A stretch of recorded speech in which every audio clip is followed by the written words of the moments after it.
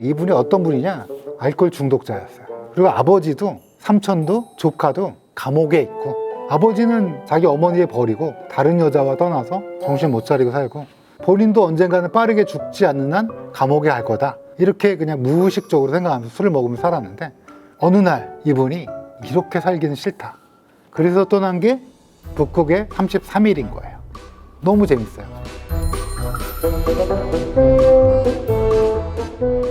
네, 안녕하세요.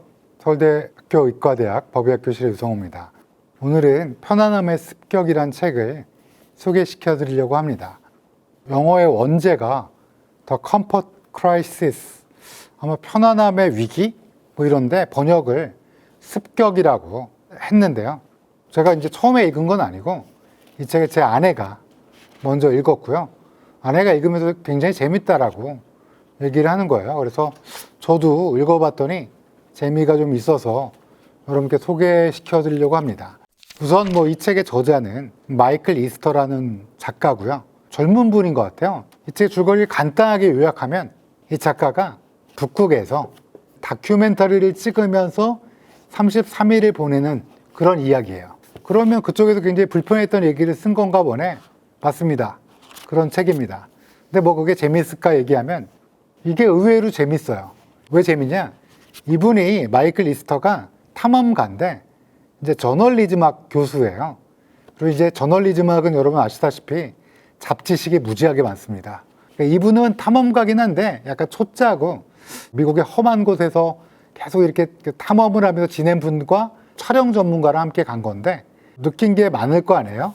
편안함이라는 게 인류한테 어떤 편익을 제공했지만 또 어떤 나쁜 점이 있는지, 또 여러분 다이어트 관심 많으시죠? 허기짐, 북극 가면 또 어떨 것 같아요? 무슨 기지에 막 먹을 게 풍부하게 넘쳐흐르고 남극의 셰프 이런 것처럼 막 셰프가 같이 있고 이런 게 아니라 그냥 뭐 이렇게 동결 건조한, 최소한 무거우니까 33일간 가만히 있는 게 아니라 순록을 쫓아다니는 거예요. 배고플 거 아니에요? 허기짐이 어떤 우리한테 인류 역사상 어떤 중요한 역할을 해왔고 지금은 사라졌죠, 허기짐이. 그게 이제 어떤 우리에게 악영향이 있는지, 또 외로울 거 아니에요? 그리고 따분할 거 아니에요? 등등 여러 가지 키워드에 대해서 이분의 이 썰이 그냥 북극이라 참 따분했다 끝, 이게 아니라 따분함이란 게 인류한테 어떤 영향이 있고 이거에 대한 최신 과학적 지식을 굉장히 많이 함유하고 있어요. 여기서 잠깐만 편안함이 얼마나 좀 우리한테 어떤 영향을 끼쳤는지, 예를 들면 불편함, 이 더운 여름에, 지금 아마 제가 이걸 여름에 씻고 있는데 오전 정말 덥더라고요. 그러니까 그런 날 걸어 다니면 어때요? 너무 힘들죠. 그러니까 우리는 에어컨이 켜 있는 방에서 눕든지 앉아서 지내는 게 좋은데, 이제 우리 인류는 어떻게 했냐? 여러분 아시다시피 우리나라 인류가 250만 년 전에 호모 하빌리스로부터 처음 출발했다고 많이들 얘기하잖아요. 물론 그 전에도 있었을 텐데 똑똑한 영장류 중에서 호모 하빌리스부터 우리의 본격적인 조상인 호모 사피엔스가 20-30만 년 전에 있었는데, 그때까지 뭐랬냐? 그냥 불편했어요, 늘. 겨울이면 엄청 추웠고요. 여름이면 엄청 더웠고, 먹을 건 어때요? 늘 농경이 본격적으로 된 건 한 10,000년 전도 안 됐을 거야, 아마.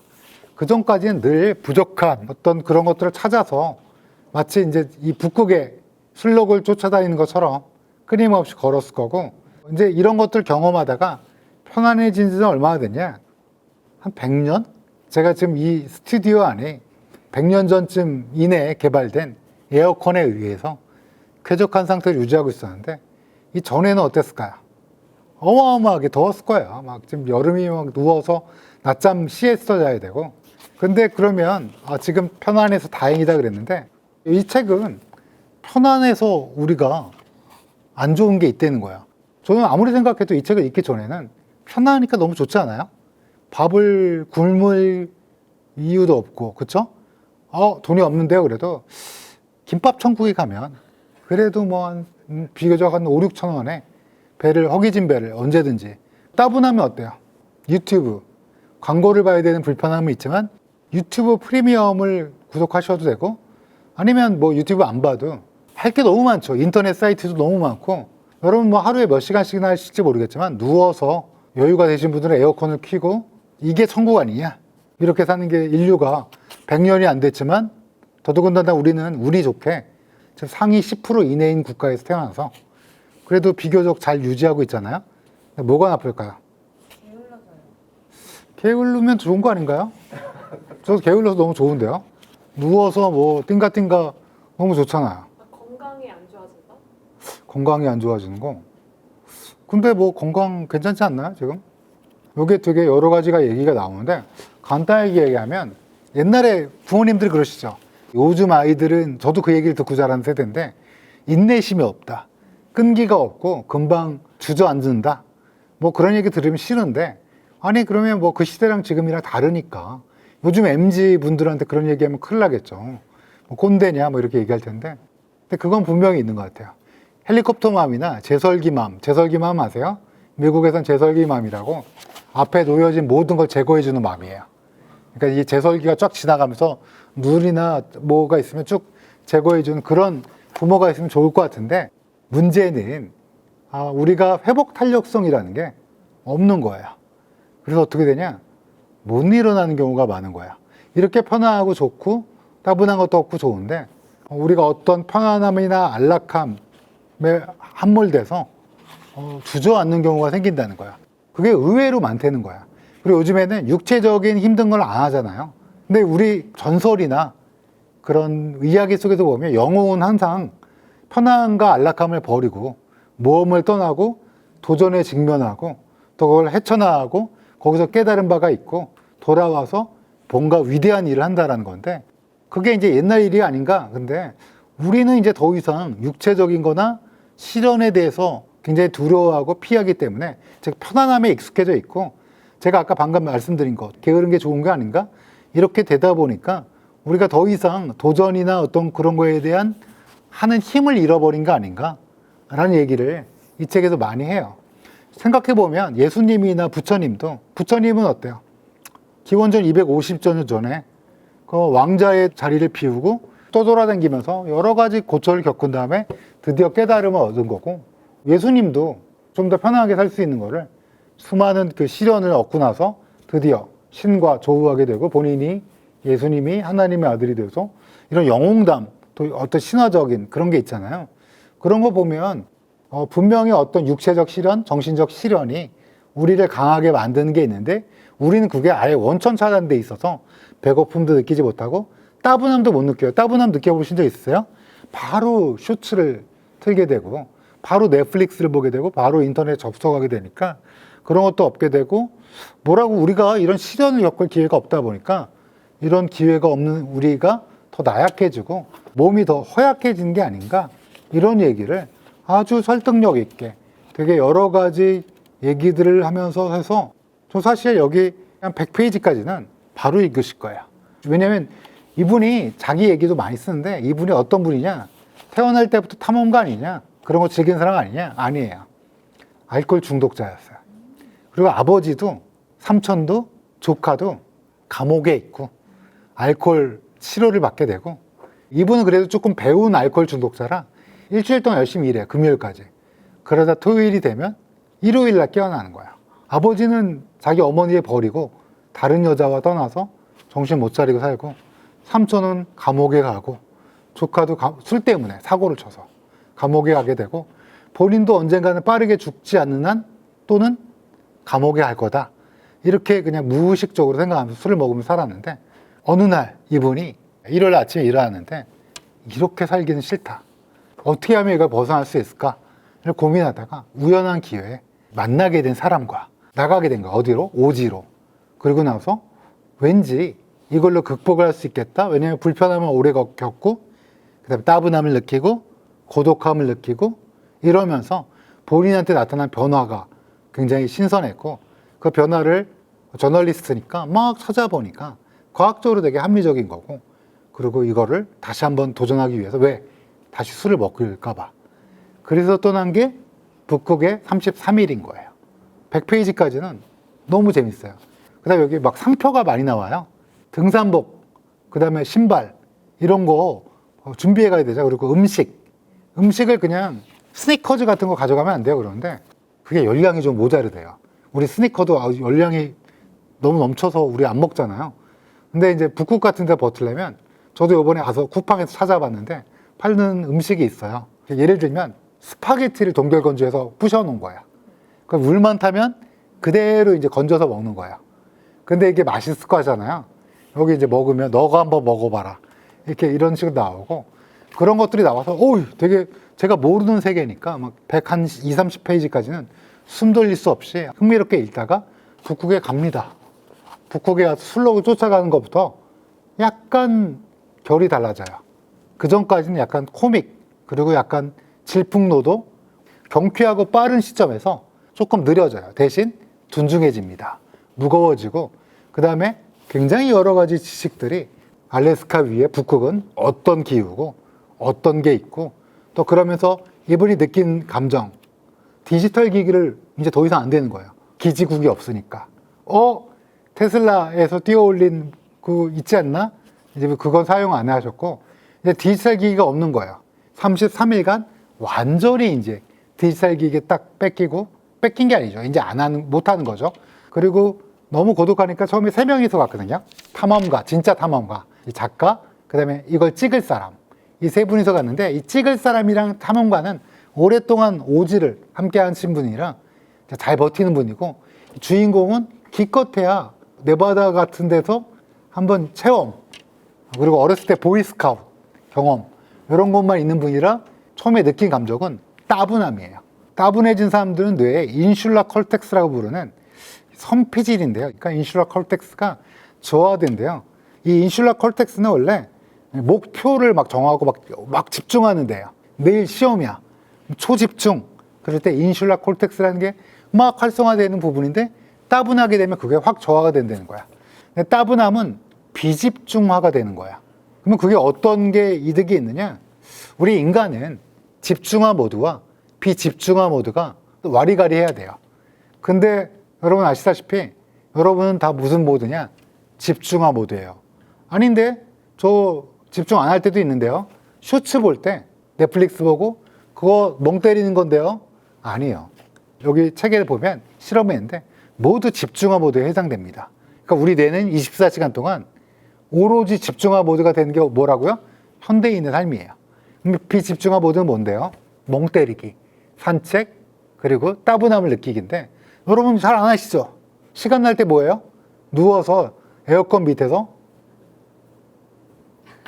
심지어 넷플릭스도 이렇게 고르는 분도 많아요. 넷플릭스도 뭘 보지? 오징어 게임 3? 아니야. 뭐 폭삭 수가스다? 나 눈물이 싫어. 뭐 이렇게 계속 넘기는 거야. 그러니까 그러다 보면 집중 모드만 있다 보니까 따분하기가 안 되는 거야. 근데 여러분 어렸을 때 스마트폰 이전에 따분함 경험해 보셨죠? 이 방학을 뭐 하면서 지나나? 가만히 멍 때리다가 만화책을 볼까? 아니, 게임을 할까? 엄마가 혼날 텐데. 뭐 이랬던 경험이 있을 거예요. 저 같은 경우는 어렸을 때 게임이 있었는데 50원을 가지고 가야 돼서 어머니가 50원을 안 줘갖고 게임을 못했어요. 제 친구들은 막 제비우스, 코브라, 여러분 모르는 건데 너구리 막 이런 게임이 있었어요. 저는 제비우스라는 게임을 무척 하고 싶었는데 어머니가 돈을 안 줬어요. 스트리트 파이터는 제가 대학생쯤 됐을 때 나온 거고 그게 집에서 누워서 따분하니까 막 누워있다가 뭘 하지? 그래서 결정한 게 동화서적이라는 강남역에 있는 데 가서 막 책을 읽은 거야. 영웅문도 읽고 뭐 소강호도 읽고 뭐 소유냐 존재냐 이 책도 읽고 막 여러 가지 책들 읽었던 거야. 그래서 여기서 뭐를 말하는 거냐? 우리 인간은 집중화 모드와 비집중화 모드가 균형을 이루어야 되는데 현대인의 삶은 집중화 모드에 몰빵돼 있다. 왜? 누워서 계속 보니까. 그런데 지금 이분은 33일간 하면 자기가 뭔가 달라지는 거야. 뭐가 되느냐? 창의력이. 따분함이라는 게 결국은 마음의 유랑이라는 거. 마음이 정처 없이 떠도는 거야. 여러분 그런 거 요즘 경험 못 하셨죠? 머릿속에서 마음이 유랑하는 거야. 그러다가 이걸 해볼까? 미국의 유명한 작가가 스마트폰 운영할 돈이 없어서 누워서 가만히 있다가 딱 하나 쓸 수 있었던 게 타자기였대요. 그래서 막 타자기로 그냥 막 머릿속으로 이것저것 쓰다 보니까 정말 유명한 드라마 작가가 된 분 얘기도 나오고요. 과학적으로 창의력을 발휘하고 이게 어디서 나온 거냐? 이건 결국은 비집중 모드의 마음의 유랑이 한동안은 있어야 된다. 그래서 창의력의 근원은 뭐다? 따분함이다 라는 거예요. 그래서 이거 읽다 보면 너무 재밌어요. 그리고 이분이 따분함을 느끼는 건 뭐예요? 순록을 아직 못 찾았어요. 근데 추워. 그리고 같이 간 두 사람과 얘기해보면 남자끼리 얘기해봤자 얼마나 얘기하겠어요. 한 1시간 얘기하면 더 이상 이제 뭐 할 얘기도 없고 그러니까 이제 땅에 무슨 여러 가지 박테리아 막 이런 생물들을 보는 거야. 박테리아는 못 보겠죠? 생물들을 보다가 이제 지겨워. 그러니까 머릿속으로 막 따분하니까 이것저것 생각하는 거야. 잠깐만, 이거 내가 하기로 했던 거 뭐지? 날개를 피고 이런 게 이제 창의력의 원동력이다. 그래서 되게 재밌어요. 근데 그리고 이분이 이제 북극에 갔으니까 보이는 건 뭐예요? 자연 친화한 거예요. 이 자연 친화되는 거는 여러분 혹시 느껴보신 적 있어요? 최근에? 아니죠. 우리는 도시에 살죠. 갈구는 하죠. 그래서 나는 자연인이다를 그렇게 막 열심히 보시는데 그거랑 다르죠. 이분이 그래서 자연 친화적이 된 거예요. 노스페이스 텐트에서 자고 일어나서 뭐 물 조금 먹고 또 막 너무 추우니까 또 막 이렇게 고열량 먹고 또 술록 찾아서 막 하루에 몇십 킬로미터씩 걷고 이거밖에 없으니까 늘 자연인 거야. 이런 자연 친화가 되면 어떻게 되냐? 원래 인간은 자연을 정복하려는 욕구도 있지만 자연과 하나가 되고 싶은 욕망도 분명히 있거든요. 나는 자연인이다가 괜히 나온 게 아니에요. 그래서 여기에선 사이언스부터 시작해서 최신 연구 결과까지 자연과 함께 있으면 면역력이 어떻게 될까? 내추럴 킬러 셀이라는 셀이 확 올라가고 우리의 마음이 우울증이라든지 이런 게 어떻게 치료가 되는지 이런 것들이 여러 개를 하고 있어요. 또 뭐가 있을까요? 배고픔. 아니 그러면 뭐 스니커즈나 하리보 이런 거 조금만 먹어도 되지 않냐? 그런 거 택도 없는 거예요. 진짜로 아까 말씀드린 동결건조한 거를 잔뜩 응축한 거를 먹어도 배가 고프고 그러면 이제 도파민, 세로토닌 여러분 잘 모르는 여러 가지 것들이 배고픔과 얼마나 관련이 있는지 이런 것들을 이 책을 통해서 이게 제일 재밌습니다. 단언컨대 배고픔의 발견이라는 챕터인데요. 제일 재밌어요. 여러분 배고픔 못 느껴봤죠? 잘 못 느껴요. 왜냐하면 끊임없이 뭔가를 집어먹게 되고 꼬르륵 한 게 언제였나? 꼬르륵 하는 거면 그분 되게 건강한 거야. 근데 우리는 되게 꼬르륵 배고픔을 느끼기 전에 뭔가를 먹으니까 최근에 허기짐 느껴보셨어요? 지금 이거 끝나고 식사하러 가시죠. 이 책이 저한테 가장 이제 했던 거는 뭐 따분함도 있고 불편함도 있고 뭐 고요함, 자연과 친화, 배고픔도 있는데 죽음에 대해 생각하게 됩니다. 왜? 술록을 잡아요. 우리 인간은 죄 많은 동물이라 총으로 잡고 피를 제거한 다음에 먹을 수밖에 없어요. 술록을 잡되 어떤 술록을 잡냐? 저는 몰랐었는데 그 프로 탐험가, 사냥꾼이 가장 나이 많은 술록을 가장 뿔이 큰 술록을 잡는다고 합니다. 왜냐하면 술록은 지도자, 이렇게 무리들이 막 있는데 얘네가 제일 많이 먹는데요. 그러니까 얘네를 잡는 게 걔네 집단에도 가장 나이 어린 술록들이 큰 나이 많은 술록이 먹었을 그걸 차지할 에너지를 여러 명의 어린 술록이 먹고 클 수가 있으니까 물론 합리화할 수도 있는데 이제 그런 가장 나이 많은 술록을 골라서 먹고 또 그 술록을 관찰하고 뭐 이런 걸 하러 간 거니까요. 그러면서 죽음과 조우하게 됩니다. 그러면서 이 저자가 부탄에서 만난 승려의 이야기를 해주는데 재밌습니다. 그리고 이 하이데거의 이야기를 처음 시작합니다. 만일 내가 죽음을 나의 삶 속으로 끌어와 인정하고 정면으로 바라본다면 죽음에 대한 불안과 삶의 하찮음으로부터 나를 해방시킬 수 있을 것이다. 그럴 때 비로소 나는 자유롭게 나 자신이 될 수 있다. 여러분 아시다시피 33일이 짧지만 북극곰, 살을 에인 듯한 추위, 배고픔, 고독함, 따분함 이런 거에 있을 때 죽음을 생각해 보지 않는다는 건 거짓말이잖아요. 그래서 이분도 어떻게 이야기하느냐? 끝이 있다라고 부탄의 제일 높은 승려가 이렇게 얘기했다는 거야. 우리 앞에는 맨 끝에는 절벽이 있고 우리는 그 절벽 앞에서 끝을 맺게 될 것이다. 이렇게 얘기하면서 절벽이 있다는 사실을 알면, 즉 죽음을 인지하고 이 죽음을 온몸으로 받아들이면 더 아름다운 길을, 지금 아름다운 길을 선택할 수도 있고 길이 끝나기 전에 길의 아름다움을 쭉 감상할 수도 있고 길을 함께 걷고 있는 사람들에게 진심으로 마음을 전할 수도 있고 그의 손을 잡아줄 수도 있고 또 그 길을 걷던 사람이 넘어지면 내가 손을 내밀어서 그 사람을 일으켜줄 수 있지 않을까? 죽음이 다가오고 있다는 것, 절벽이 가까워지고 있다는 것을 깨닫기 시작하면 모든 게 다르게 보인다라는 부탄의 승려의 말씀을 아주 길게, 아주 재밌게 쓰고 있습니다. 제 유튜브에서도 많이 다뤘지만 오스트레일리아 연구를 여기서 가져옵니다. 죽기 전에 가장 많이 후회하는 게 뭐가 있느냐? 1위가 현재를 살지 못했다는 거. 두 번째가 너무 많이 일했다는 거. 세 번째가 자신이 진정으로 원하는 삶이 아니라 남들이 원하는 삶을 산 게 아닌가? 이런 얘기를 하면서 북극에서 이분이 33일 동안 있는 동안 죽음에 대해서 여러 가지 떠올린 거, 그 다음에 이 글로 죽음에 대해서 최신 연구들을 많이 정리하고 있습니다. 그래서 이분이 그러면 어떻게 했느냐? 돌아온 다음에. 알코올 중독의 해방? 네. 원래 알코올 중독에서 가장 문제가 하나가 있어요. 어떤 거냐면 알코올 중독에서 탈피하면 환희를 느끼게 돼요. 핑크 클라우드라고 부르는 건데 이 핑크 피리어드는 자신감이 넘치게 되고 이런 시기가 있는데 나 드디어 술을 끊었구나. 그리고 나오는 게 다시 중독이에요. 우울함에 빠지면서 뭔가 내가 잘못 놓치고 있는 게 아닌가 고민 속에 빠지면서 다시 알코올 중독에 빠지는 게 대부분의 패턴인데 이분은 그 시기에 북극에 가서 33일간 이걸 느끼게 온 거예요. 불편함, 고독함, 따분함, 외로움, 자연과의 친화, 배고픔, 그리고 죽음이 다가올 수 있다는 거. 이 여러 가지를 느끼면서 이 핑크 클라우드를 완전히 벗어났고요. 그리고 이분이 이제 이사를 갑니다. 몸이 불편할 수 있는 장소, 자연과 언제든지 가까울 수 있는 장소로 이사를 갑니다. 그럼 우리가 이 책을 읽고 얻을 건 되게 많을 것 같아요. 일단 저처럼 편안한 게 좋은 거 아니야? 아니 배부르면 좋고 축제로구나. 누워서 한포 고복하면서 아유 뭐 누가 누구랑 결혼한대나 자신과 전혀 관련 없는 연예인에 대해서 걱정하면서 누우면서 이렇게 보는 거를 하시는 분이라면 이 책을 꼭 한번 읽어보시면 좋을 것 같아요. 꼭 한번 육체적 실현.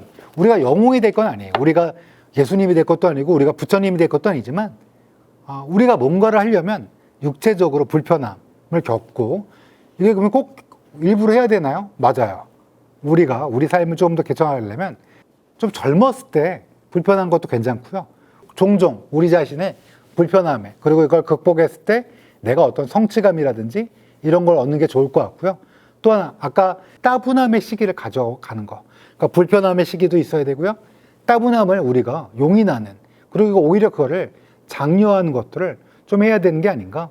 그리고 내 자신을 고요하게 내 자신을 자연과에 한 번씩 조우를 할 수 있게 그리고 내 자신을 가끔씩은 허기지게. 제가 제일 재미있는 챕터인 배고픔을 얘기 안 했는데 한번 꼭 읽어보세요. 굉장히 재밌기도 하고요. 얻을 수 있는 지식도 많고요. 제가 다 얘기하면 여러분들이 안 읽어볼까봐 도서관이라도 좋아요. 도서관에 가서라도 첫 120페이지는 꼭 읽어보시고요. 조금 엑기스 보고 싶다. 그럼 먼저 배고픔부터 읽어보셔도 재밌을 것 같습니다. 그리고 이게 제가 되게 재밌는 걸 발견했는데 이거 번역하신 분이 김원진이라는 분인데 서울대 국어국문학과를 졸업한 다음에 30년간 이 일을 해오셨대요. 근데 최근에 이 책을 읽으셨는지 몰라도 여기 써 있습니다. 최근 도회지 생활을 접고 태백산맥 끝자락으로 이주해서 산골 생활을 즐기고 있다. 저는 어쩌면 이 책의 영향일 수도 있을 것 같아요. 저도 이 책을 읽고 저는 이주할 생각은 안 하는데 내 자신을 조금 더 내추럴하게 조금 더 옛날 시대에 조금 더 있는 거를 경험을 좀 더 해야겠다. 내 자신에. 그런 생각은 했거든요. 분명히. 이 책은 그런 도회지 생활에 익숙하신 분한테 한번 좀 추천해드리고 싶었습니다. 긴 시간 동안 들어주셔서 감사합니다.